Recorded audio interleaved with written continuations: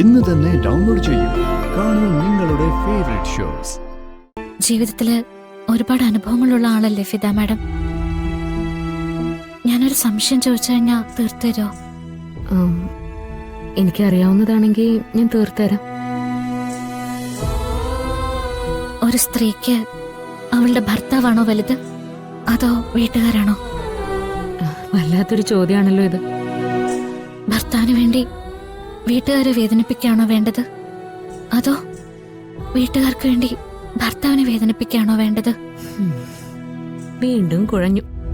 അല്ല, ഇതിപ്പോ ആരാ ഇങ്ങനൊരു കൺഫ്യൂഷനിൽ നിൽക്കുന്നേ?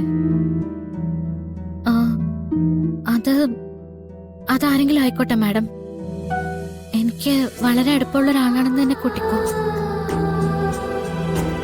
താലി കെട്ടിയ ഭർത്താവിനെ അവൾക്ക് ജീവനാ.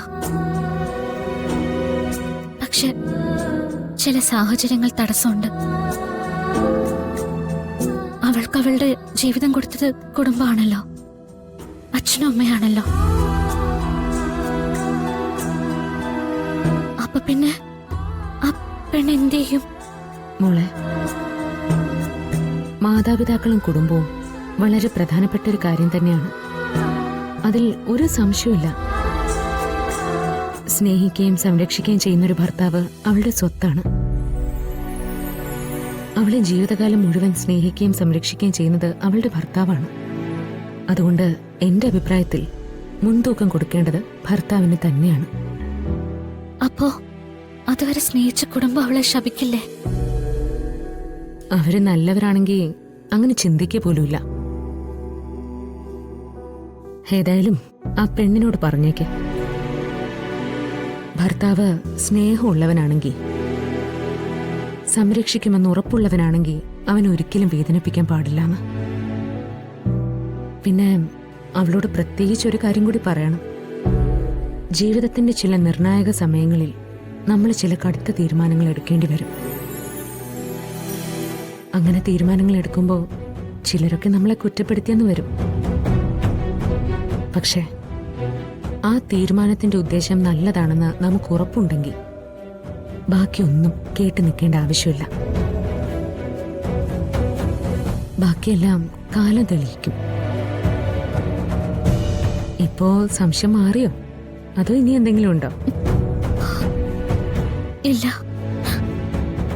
ഞാൻ വേറൊരു കാര്യം ചോദിക്കട്ടെ? വേറൊന്നും ഇല്ലാന്ന് പറഞ്ഞിട്ട്?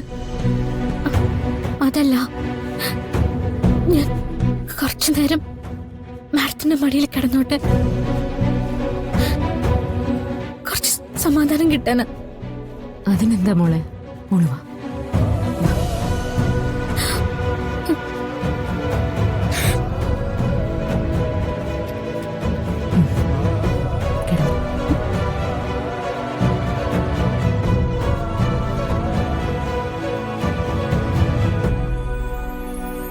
ആ പെണ്ണ് വല്ലാതെ ഉലച്ചു കളഞ്ഞു അല്ലേ?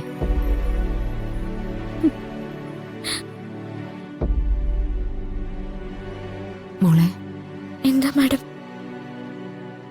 സമാധാനം തോന്നുന്നുണ്ടോ നിനക്ക്? തോന്നുന്നുണ്ട്. ഈ തണൽ നിനക്ക് എന്നേക്കുമായി ഉള്ളതാ. എന്നും നീ ആഗ്രഹിക്കുന്നത് പോലെ ഞാൻ നിന്നെ കാത്തിരിക്കും.